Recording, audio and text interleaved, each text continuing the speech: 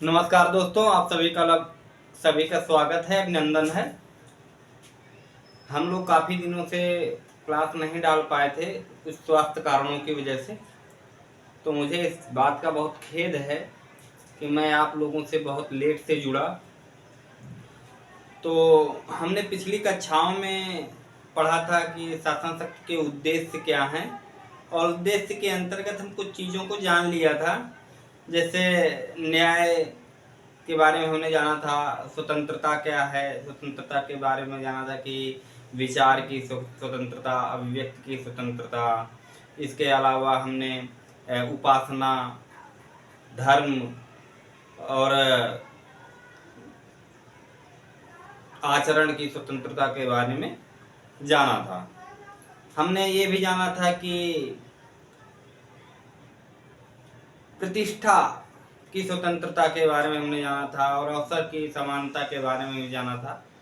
मतलब अवसर की समानता और प्रतिष्ठा की समानता के बारे में जानेंगे। अब उसी कड़ी में हमने कुछ चीज़ें अभी हमारी बची हुई हैं, तो उनके बारे में जानेंगे। जैसे व्यक्ति की गरिमा, एकता, अखंडता एवं बंधुता। तो ये सारी चीज़ें हम जानेंगे। तो आज उस प्रोसेस में हमको जानना क्या है, व्यक्ति की गरिमा। तो व्यक्ति की गरिमा के बारे में हम समझते हैं। समय नहीं बर्बाद करना है और अपना क्लास शुरू करते हैं। व्यक्ति की गरिमा, ठीक। तो व्यक्ति की गरिमा का मतलब ये है, पहले हम मतलब जान लेते हैं व्यक्ति की गरिमा क्या है। व्यक्ति का मतलब ये है कि जैसे व्यक्ति कोई है और उसकी व्यक्ति की गरिमा जो है, तो तभी तो सुनिश्चित होगी जब उसे मानवीय गरिमा से परिपूर्ण जीवन जीने का अवसर मिले। अगर व्यक्ति को मानवीय गरिमा से परिपूर्ण जीवन अगर जीने का अवसर नहीं मिलेगा, तो हम कैसे पता चलेगा हमें कि हमें व्यक्ति की गरिमा हमें प्राप्त है या नहीं, इसके बारे में ध्यान दिया जा रहा है या नहीं। तो हमको ऐसे ही तो पता चलेगा कि हमें व्यक्ति की गरिमा के से तात्पर्य ये है कि व्यक्ति को मानवीय गरिमा से परिपूर्ण जीवन जीने का अवसर मिले, उसके स्वास्थ्य संबंधी सुविधाएं उसे प्राप्त हों, उसकी स्वतंत्रता हो कि वो क्या करे और क्या ना करे के में निर्णय ले सके, क्या उसके लिए उचित होगा क्या अनुचित होगा इसके बारे में निर्णय ले सके। तो ये चीज़ें व्यक्ति की गरिमा पे आती हैं, और वो अपने जीवन जीने के मतलब सर्वोच्च स्तर को कैसे पा सकता है, कैसे मतलब उसके बारे में करेगा, इसकी ये सारी चीज़ें होनी चाहिए। तो हम क्या जानेंगे, व्यक्ति की गरिमा क्या है। तो हम डिफिनेशन पहले लिख लेते हैं इसकी, व्यक्ति की गरिमा।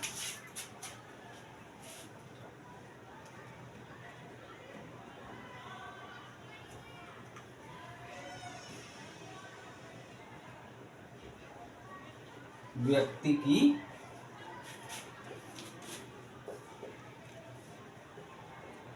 गरिमा से तात्पर्य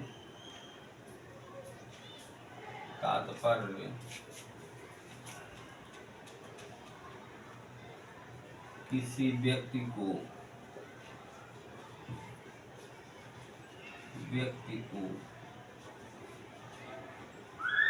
मानवीय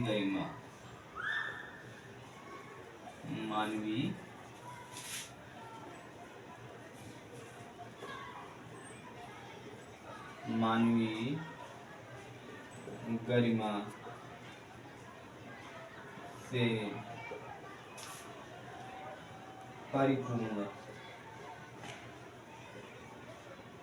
परिपूर्ण जीवन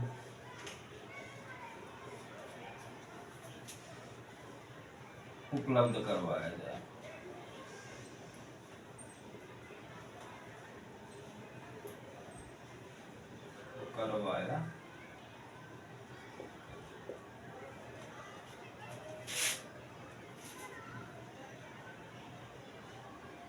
करवाया जाए।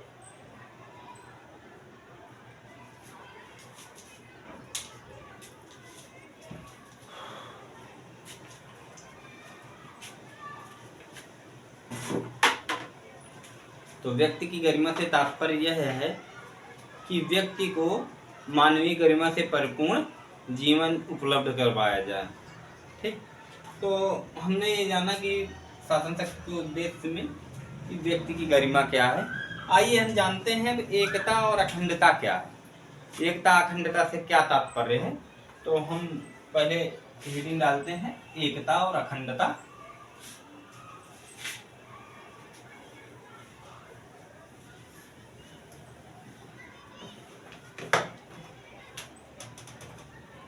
एकता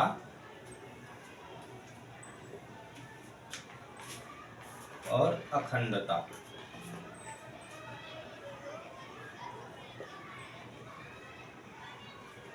एकता और अखंडता।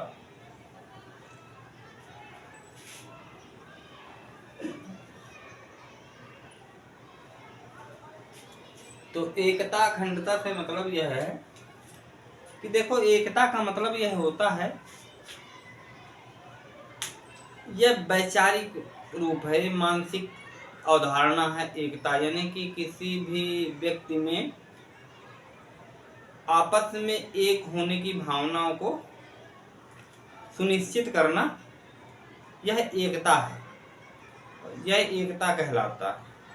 मान लो कई लोग हैं और लोगों का समूह है, उन लोगों में एक भावना जगे कि हम लोग सब एक हैं और एक ही स्थान में हम निवास करते हैं, तो इस भावना के आधार पे हम लोग एक रहें, तो इसका मतलब है एकता। अखंडता का मतलब क्या है? अखंडता एक भौगोलिक क्षेत्र। एकता में भी कुछ चुनौतियां होती हैं और अखंडता में भी कुछ चुनौतियां होती हैं। एकता का जो संबंधित तर्क है, तो वो हमारा निकल के आता है, भावार्थ निकल के आता है भौगोलिक क्षेत्र से।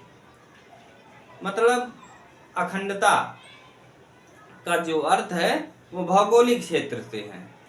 इसका मतलब यह है कि जैसे हमारा भारत देश है, हमारे भारत देश की भूमि है, क्षेत्र है, यानी कि निश्चित क्षेत्रफल है, निश्चित सारी चीजें हैं, तो उसमें अखंडता जब शब्द आ जाएगा तो उसके टूटने, यानी कि एक तरह से अखंड, मतलब हमारे भारत को किसी प्रकार से अखंड मतलब खंडित नहीं किया जा सकता।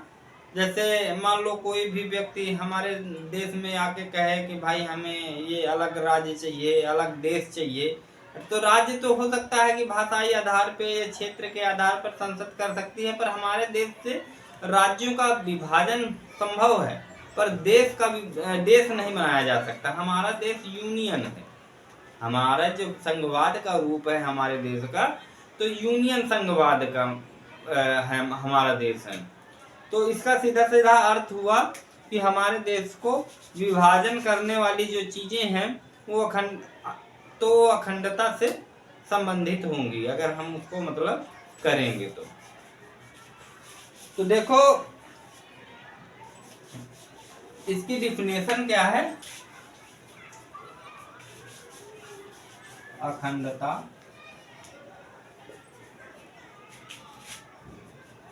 एक भौगोलिक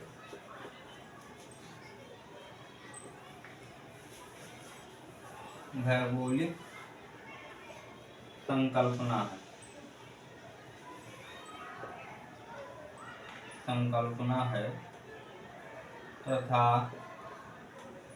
इसमें निम्नलिखित चुनौतियां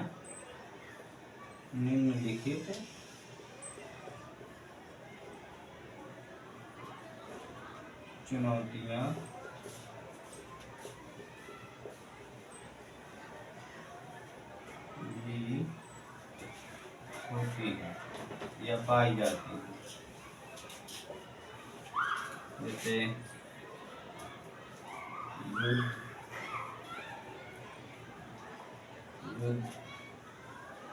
दूसरा हो गया आतंकवाद,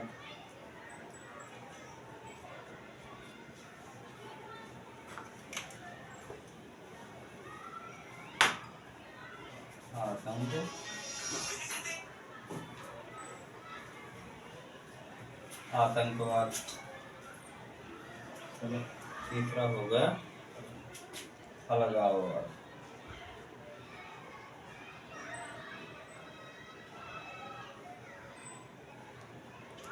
अलगाववाद ठीक। इसी तरह इसके बारे में हम जानेंगे कि क्या है। तो इसके बारे में जानेंगे एकता एक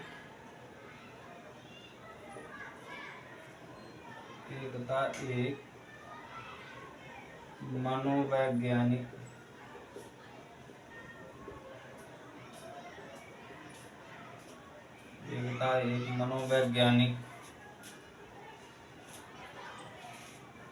संकल्पना है।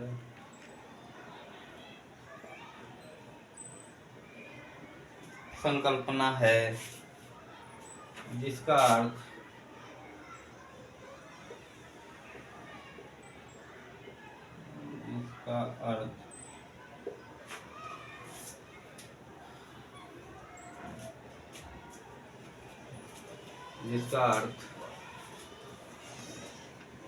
अर्थ नागरिकों के बीच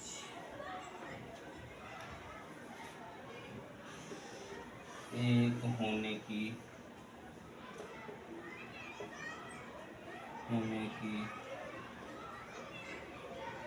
भावना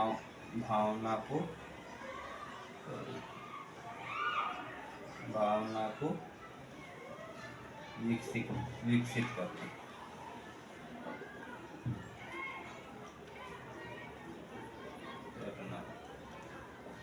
इसमें चुनौतियाँ क्या हैं?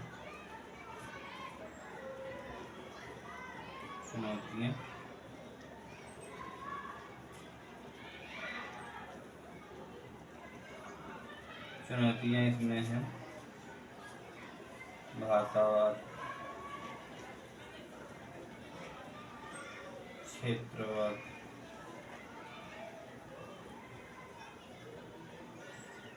संप्रदाय।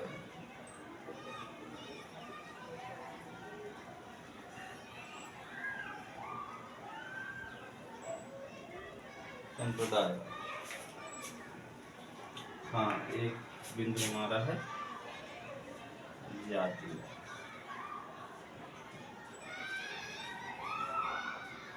जातिवाद से भी हमारी एकता में खतरा पहुंच सकता है। तो देखो हमारी डिफिनेशन है एकता की। एकता एक मनोवैज्ञानिक संकल्पना है जिसमें व्यक्तियों के बीच एक होने की भावना को विकसित करता है। इसमें निम्नलिखित चुनौतियां हैं। इन चुनौतियों के अंतर्गत देखते हैं जातिवाद, भाषावाद, क्षेत्रवाद और संप्रदायवाद आते हैं। जैसे दो समूह हैं और दो समूहों के बीच अगर किसी प्रकार की भाषा या जातिवाद या संप्रदायवाद के विषय में तनाव उत्पन्न हो जाता है या तनाव उत्पन्न होते हैं, उस पोजीशन में, उस अवस्था में क्या होता है कि एकता की भावना छिन्न भिन्न होती है। यानी एकता जो है अंदर में एक होने की भावना है वो कहीं ना कहीं बिखर जाती है और आदमी के अंदर एक दुष्परिणाम इससे ये होता है कि लोग आपस में ही मेल मिलाप के जो बिंदु होते हैं जिनके थ्रू मिलना चाहिए वो नहीं कर पाते हैं, क्योंकि उनका विश्वास एक दूसरे से हट जाता है, क्योंकि एक दूसरे के प्रति उन पर द्वेष भरा रहता है। तो ये चुनौतियां हैं। इसी प्रकार अखंडता है। अखंडता एक भौगोलिक संकल्पना है, भौगोलिक क्षेत्र से संबंधित संकल्पना है।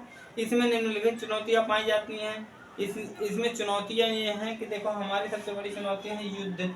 अगर युद्ध होगी तो हमारे देश की अखंडता को खतरा होगा। दूसरा है आतंकवाद। आतंकवाद से भी हमारे देश की अखंडता को खतरा होता है, क्योंकि वो क्या करते हैं कि हमारे जान और माल को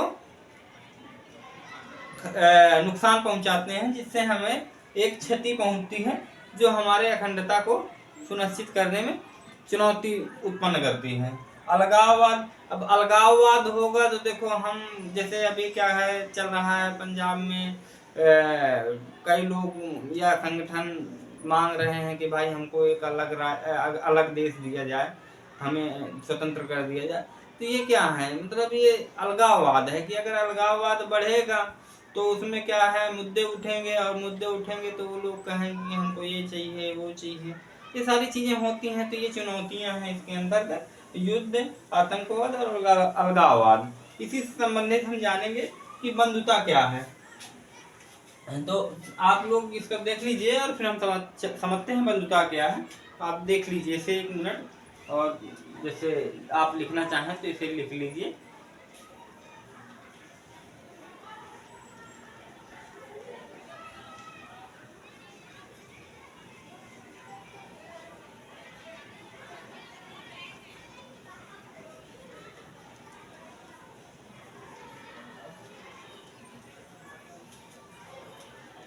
तो अब हम इसको मिटा देते हैं और अब बंधुता के बारे में समझते हैं। हमारा लास्ट टॉपिक है इसका, फिर हम अगले अपने टॉपिक की ओर चलेंगे। तो हम इसको ख़त्म कर देंगे आज, और संभवतः हम कल से पढ़ेंगे मूल अधिकारों के बारे में।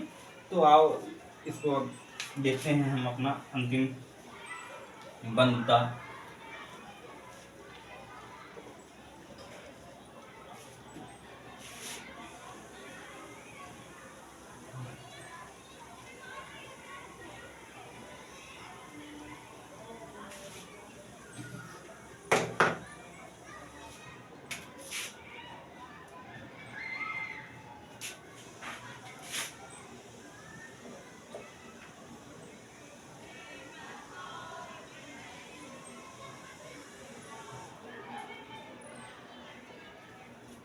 बंधुता डिफिनेशन पहले लिख लेते हैं।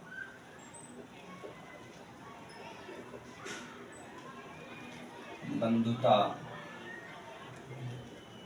का अर्थ है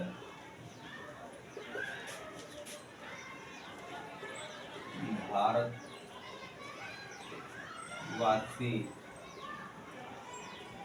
होने के नाते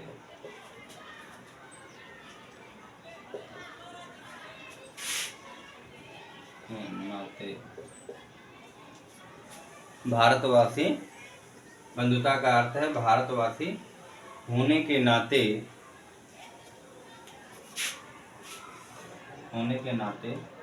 या होने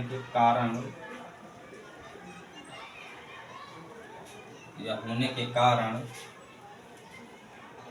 नागरिकों में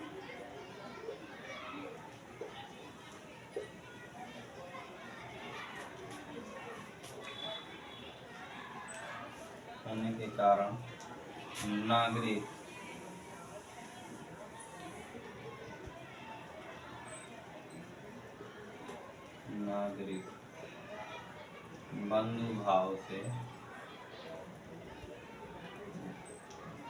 रहेंगे।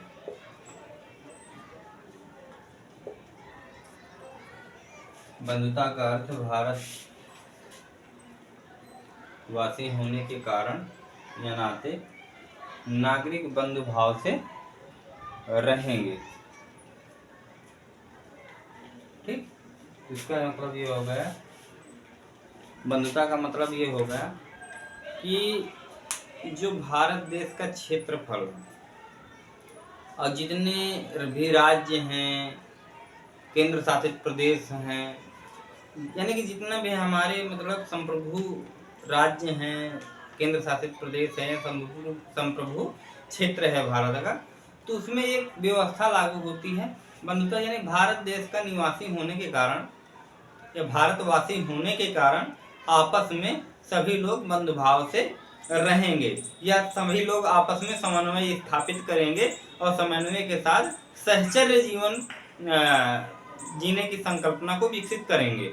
इसका मतलब हो गया कि हमारे अंदर, हमारे देश में बंधुत्व की भावना को विकसित करना है। ठीक तो यही अर्थ है इसमें, और कुछ ज़्यादा खास है नहीं, तो इसमें ज़्यादा समझने की ज़रूरत भी नहीं है। हमने आज देखो मोटा मोटा जान लिया और हमने आज से टॉपिक ये समाप्त कर दिया इसका। शासन शक्ति का उद्देश्य, और हमने सारी बेसिक चीज़ें को लगभग हमने जान ही लिया है। तो हम कल से मूल अधिकारों के बारे में जानेंगे कि मूल अधिकार क्या हैं और मूल अधिकारों का संरक्षण क्या क्या कैसे हैं और कहाँ से लिए गए हैं। ये सारी चीज़ों के बारे में हम जानेंगे और बहुत विस्तार पूर्वक पढ़ेंगे। ठीक, तो एक एक चीज़, एक एक छोटी छोटी चीज़ें को हम देखते हुए और पकड़ते हुए चलेंगे, जिससे आपको समझने में बहुत आसानी होगी और आप बहुत बेहतर तरीके से चीज़ों को समझ सकेंगे। ठीक, तो हम अपना मेन टॉपिक कल से हम स्टार्ट करेंगे। तो आप लोग ऐसे ही प्यार बनाए रहिए, चैनल को सब्सक्राइब करिए, शेयर करिए, लाइक करिए और अपने दोस्तों के साथ साथ ज़्यादा से ज़्यादा शेयर करके उनको मोटिवेट करें कि वो हमसे जुड़ें और हमारा भी थोड़ा सा मोटिवेशन हमको भी प्राप्त हो, जिससे हम आपके लिए एक स्पेशल तरीके की वीडियोस क्लास लाते रहें और आपका ज्ञान का विकास होता रहे। तो आज की क्लास में बस इतना ही।